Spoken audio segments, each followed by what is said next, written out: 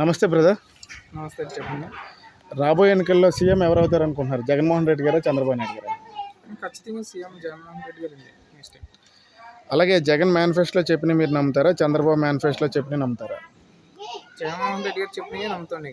ఎందుకంటే కారణం ఏంటంటే చంద్రబాబు నాయుడు గతంలో చాలా చెప్పారు, కానీ అందులో కొన్ని కూడా అమలు చేయలేదు.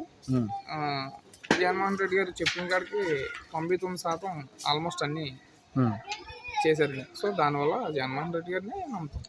అలాగే ఇచ్చిన హామీలన్నీ జగన్ అమలు చేశాడా, చంద్రబాబు అమలు చేశాడా? ప్రతిదీ అండి చాలా వరకు అమలు చేశాడు కదా. ఆల్మోస్ట్ 99% అమలు చేశారు. ప్రతిదీ చేస్తానదల్లా చేశారు. అది చేసేది చెప్పారు ఆయన. అందువల్ల ఆయన చెప్పింది కరెక్ట్ అనిపించింది. అలాగే జగన్ గారిని నమ్ముతారా, చంద్రబాబు గారిని నమ్ముతారా? చంద్రబాబు నాయుడు ఎలా నమ్ముతామండి? జగన్మోహన్ రెడ్డి గారు అన్ని చేస్తాను, ఫలానా చేస్తానని చెప్పేసి అన్నారు. అన్ని చేసి చూపించాడు. చేసి చూపించిన వ్యక్తిని నమ్ముతామా, చేస్తానని చెప్పేసి చేయకుండా మానేసిన వ్యక్తిని నమ్ముతామా?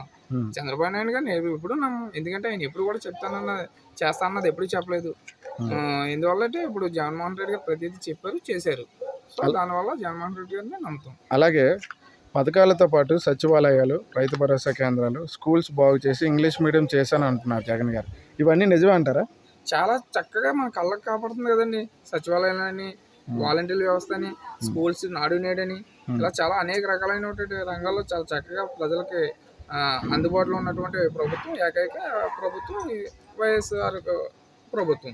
సో ఇదే చక్కగా అనిపిస్తుంది నాకు. అలాగే సచివాలయం వల్ల, వాలంటీర్ వ్యవస్థ వల్ల అందరికీ మంచి జరిగిందా? చాలా అండి. ఇది మాత్రం చాలా 100% షూర్ అండి.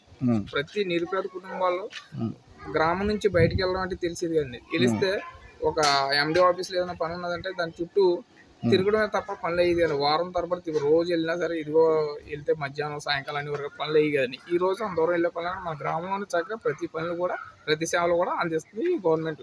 ఈ సచివాలయం పెట్టడం వల్ల చాలా బెటర్ అండి. అలాగే జగన్ ఒంటరిగా వస్తున్నాడు, మిగతా పార్టీలు కలిసి వస్తున్నాయి. ఎలా ఉండబోతున్నాయి ఎన్నికలు? ఈ కూటమి అన్ని ఎన్ని కలిసి వచ్చినా వేస్ట్ అండి. సింహం సింగిల్ గా వస్తుంది అనేది ఎంత నిజమో, జగన్మోహన్ రెడ్డి గారు సింగిల్ గానే ఎప్పుడు కూడా ఆయన సింగిల్ గానే ఎదగలుగుతారండి. సముద్రాన్ని ఎదగలుగుతాడు అంటే అంత చక్కగా ఆయన పరిపాలన బాగుంది కాబట్టి సింగిల్ గా అయినా సరే ఎప్పుడు కూడా ఆయనకి ఖచ్చితంగా నెక్స్ట్ ఆయనండి సీఎం. ఫైనల్ గా మీ ఓటు ఎవరికి?